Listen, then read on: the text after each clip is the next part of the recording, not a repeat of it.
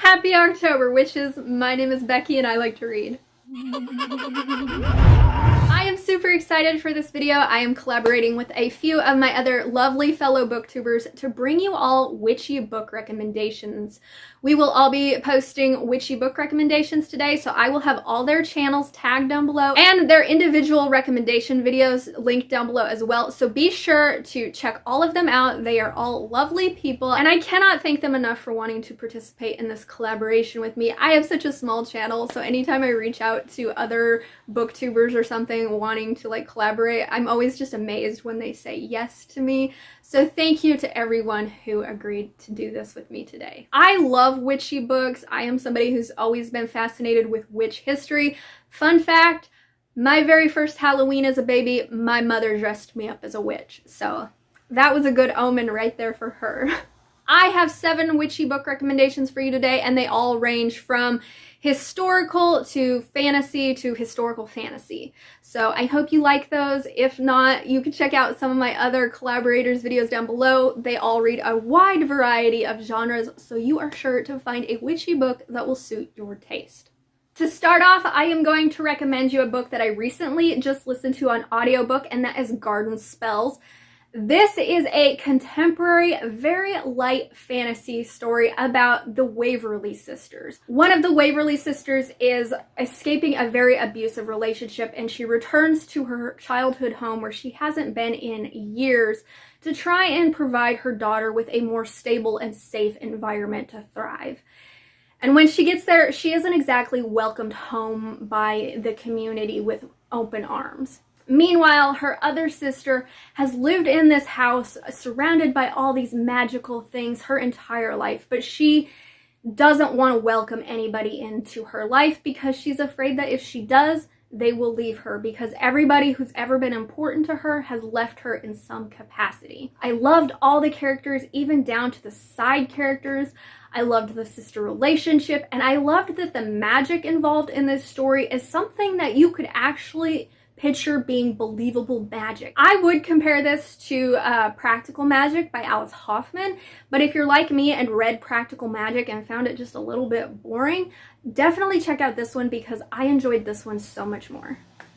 My next witchy book recommendation is a historical fantasy, and that is The Vine Witch. This is the first book in a series. I've only read the first 2 books. Hopefully I finish out this series sometime soon.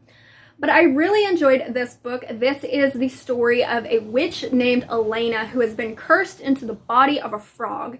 And one day when she is released from this curse, all she wants to do is go back to the vineyard that was supposed to be hers and continue to do her magic and help the vineyard thrive. Unfortunately, when she returns to this vineyard, she finds out that it's been sold to a human man who wants nothing to do with magic.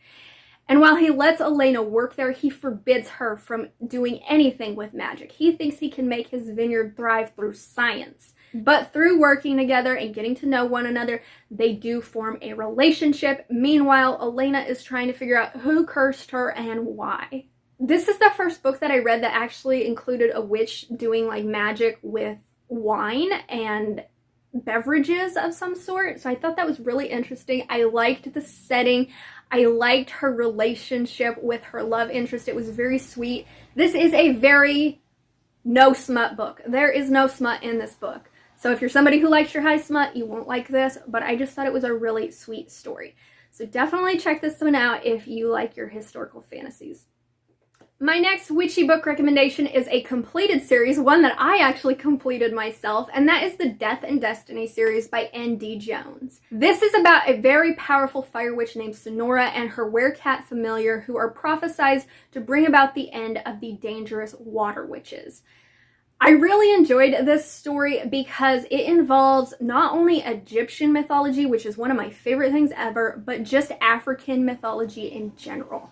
And I thought that the couple had really great chemistry. They are a prophesized duo, so you know that they're going to end up together, but I liked that the story really allowed them to develop a friendship before they went into a relationship. So if you're somebody who likes your paranormal romances, you like completed series that you can already binge, and you like something with a little bit of mythology included in it, definitely check this series out. My next witchy book recommendation is one where the main character isn't a real witch per se, but she is perceived to be a witch. And that is Hex by Jenny Fagan.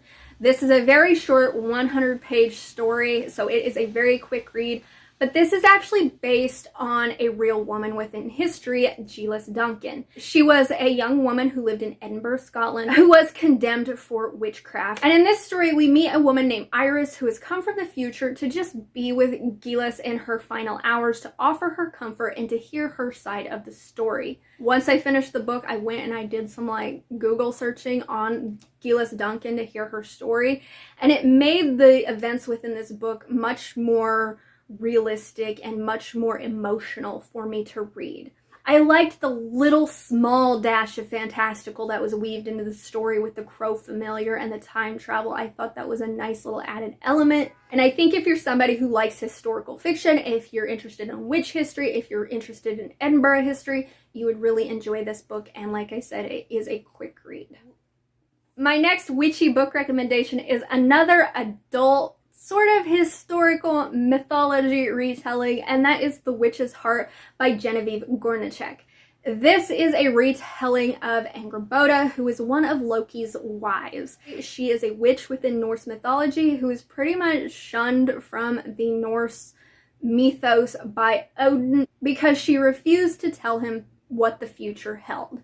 So in this story, she is just living a very quiet life in this secluded cabin when Loki shows up and they form a relationship together. This is a story about motherhood as well, where she really fights for her children who are seen as monsters.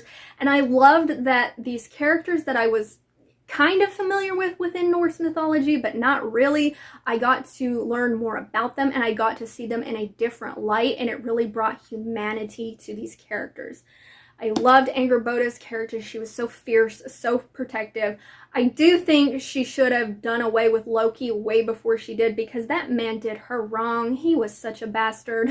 It is a bit of a slow-paced book, a bit of a slice of life book. I listened to this on audio and I really enjoyed it. If you like mythology, once again, definitely check this out, because I think it would give you a viewpoint on a character within Norse mythology that you might not know a whole lot about. And my final witchy book recommendation is probably one of my favorite witchy books I have ever read. It is an adult humorous fantasy that I like to compare. If you like the Princess Bride story with its adventures and quirky characters and just fun antics, I think you would really love this story. And it is A Nameless Witch by Ailey Martinez. This is about a witch who has no name, hence the title, and when her mentor is murdered, she sets out on a quest for revenge to kill the person who killed her mentor. And she goes along this quest with the help of her demon duck, her sentient broom, her troll friend, and her white knight, who she's not sure if she wants to kiss or eat because she is a bit of a cannibal. This book made me laugh so many times. It is such a cozy, quirky fantasy, and I think you would have a great time reading this. I love reading witchy books, but I find that not a lot of them really stand out and intrigue me, but these are 7 that did. And as I mentioned at the beginning, I will have all the other collaborators linked and tagged down below. Be sure to check them out. They are all such amazing booktubers, and once again, thank you guys so much for wanting to collab with me on this project. So I hope you guys have a fun and safe and fantastic October. Have a happy Halloween. Let me know down in the comments what is your favorite witchy read, what you're dressing up for as Halloween, anything like that. And until my next video, read something witchy for me.